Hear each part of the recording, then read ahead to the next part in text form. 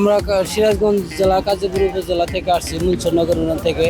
আমরা এই আফতাবনগর প্রতি বছরই আসি, মাঝখানে 1 বছর গ্যাপ ছিল। এ বছরে অনেক ভালো সুস্থ, কোনো গ্যামজাম নাই, কোনো চাঁদাবাস নাই, কোনো ঘুরামগাম নেই। খুব সুন্দরভাবে হাটের পরিস্থিতি অনেক ভালো এবারকার মতো।